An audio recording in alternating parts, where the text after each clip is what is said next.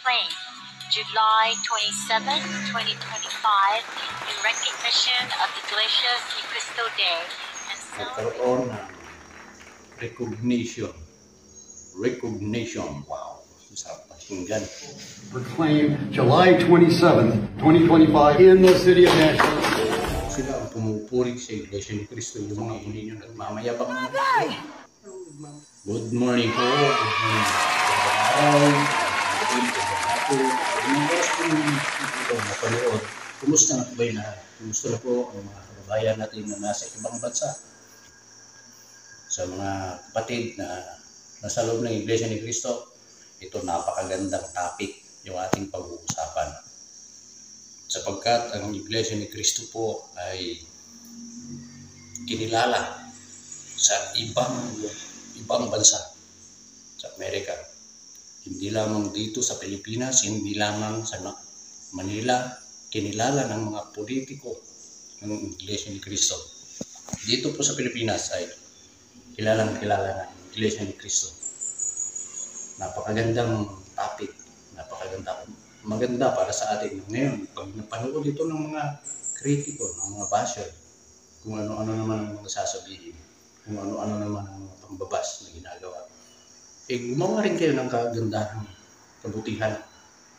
Ipakita rin ninyo yung inyong religion na kayo ay totoo para mapuri kayo, para pansinin din kayo ng iba't ibang mga politiko sa iba't ibang panig ng mundo, kagaya ng Iglesia ni Cristo.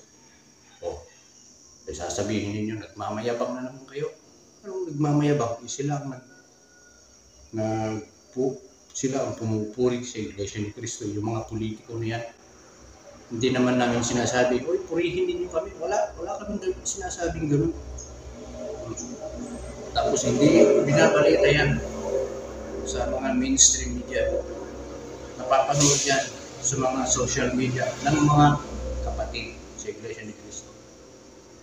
At ipinaaabot yan ng mga ministro, mga tagapangasiwa ng bawat distrito sa Sentral.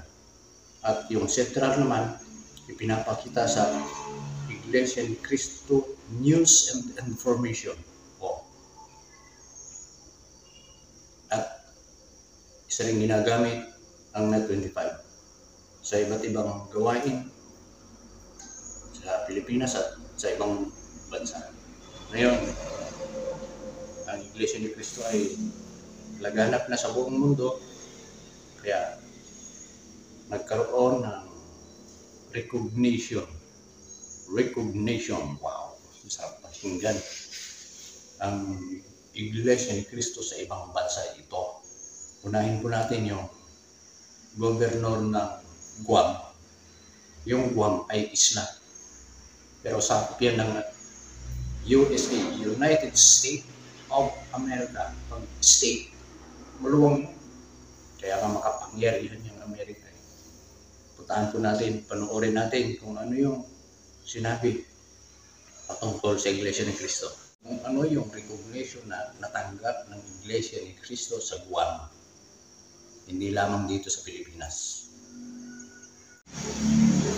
Ito po, yun po, nasa baba. Pansinin po ninyo kung yung magkatabi yung lalaki at babae. Hindi ko alam kung ministro yung medyo malinis na ang ulo. Tapos yung babaeng katabi niya ay gobernador ng Guam. Yung nagsasalita sa likod, siguro tagapagsalita ng official ng Guam. Pakinggan po natin, panoorin. To proclaim July 27, 2025 in recognition of Iglesia Ni Cristo Day and celebration of the Church's 111th anniversary. It's an honor for me to proclaim July 27, 2025 in recognition of the Iglesias Ni Cristo Day and celebration, of course, of your Church's 111th anniversary.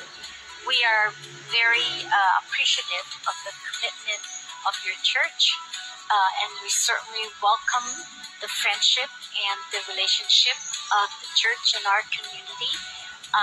because it's missions like a church that only make our families' lives a lot better and make Guam a better place to live. So I just want to say thank you. Now, therefore, I, Lourdes A. Leon Guerrero, Megahagang Guahan, Governor of Guam, by virtue of the authority vested in me by the Organic Act of Guam as amended, do hereby proclaim July 27, 2025, in recognition of Iglesias Ni Cristo Day and celebration of the Church's 111th anniversary. Ayun. Iglesia Ni Cristo Day, July 27. Ngayon, taon ito, nagsimula. Ibig sabihin, sunod-sunod na yan. Kada taon. Every July 27, Iglesia Ni Cristo Day. Sa mga lugar na yan. Guam, ayan. Kikita niyo yung silyo. Ayan. Yung silyo nila. Island of Guam. Yun yung Guam.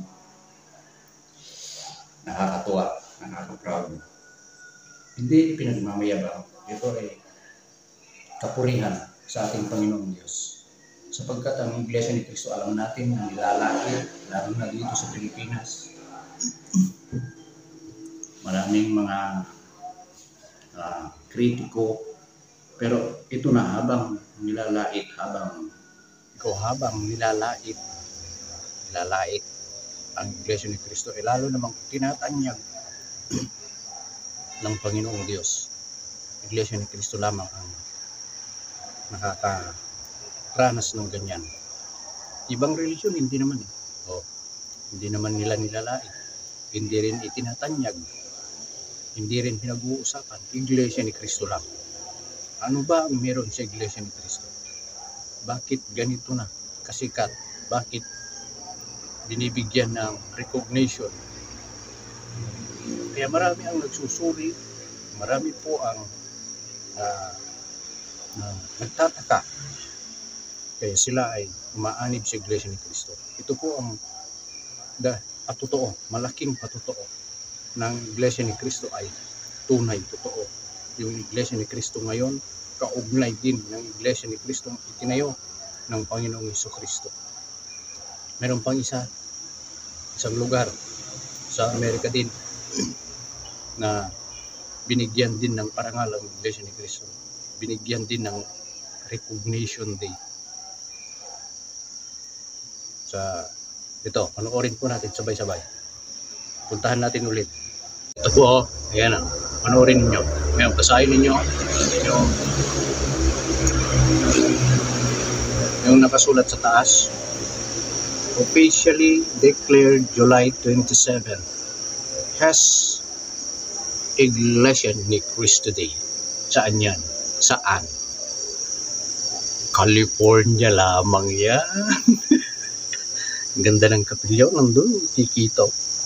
Ito, panoorin po natin. Now therefore, be it resolved that I, Ron Morrison, Mayor, on behalf of the City Council, proclaim July 27th, 2025 in the City of Nashville. Yun. Yes. California? Grabe. Proud to be Iglesia ni Cristo. Sa Diyos po ang kapurihan.